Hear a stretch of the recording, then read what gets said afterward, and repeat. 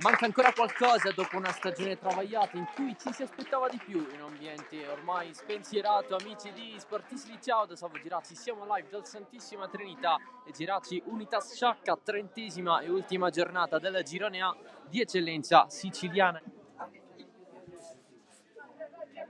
Il tiro al volo, pallone sul fondo. Ruba palla allo Sciacca in posizione pericolosa, Iraci si gira al limite, non scarica, cerca di servire adesso il piazzato da parte di Fricano, che così torna a segnare per la prima volta dopo 3 anni, l'ultima volta in un Roccella Rotonda di Serie D.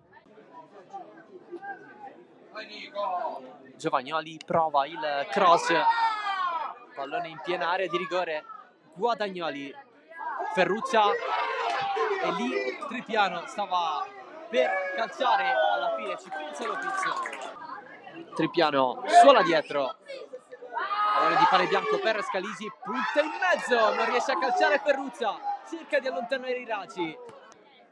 Pallone di King per Secane, di prima per Iraci, avanti in area di rigore, Iraci fermato all'ultimo da Coco.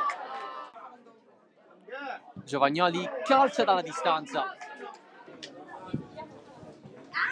pallone in mezzo di Concaldi, colpo di testa in rete, il gol dello Sciacca che così fa 2-0, il gol di Baiata. Lui non segnava dal 28 agosto del 2022. Giovagnoli, Scalisi, d'esterno, tutto sugli avversari, poi Gonzales. Giovagnoli, Scalisi, pallone per De Morra, pallone morbido, in mezzo c'è il tiro provato, nel legno colpito da Giovagnoli, di pallone in mezzo, di testa, il colpo provato proprio dal nuovo entrato Samuel Gulino. La corsa di Pane Bianco, sale col mancino,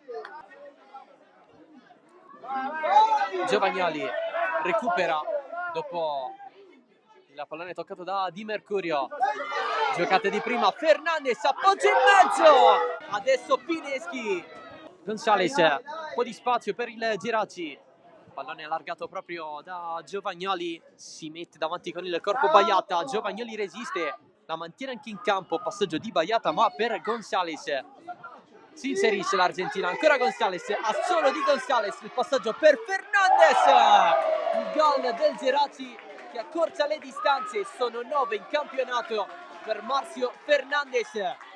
Attenzione adesso, Scalisi, De Morra, ci crede Geraci, colpo di testa mancato da parte di Fernandez, c'è però fallo in attacco, ma arriva adesso il triplice fischio ufficiale, la vittoria dello Sciacca in casa del Geraci 2-1 grazie alle reti di Fricano e Baiata.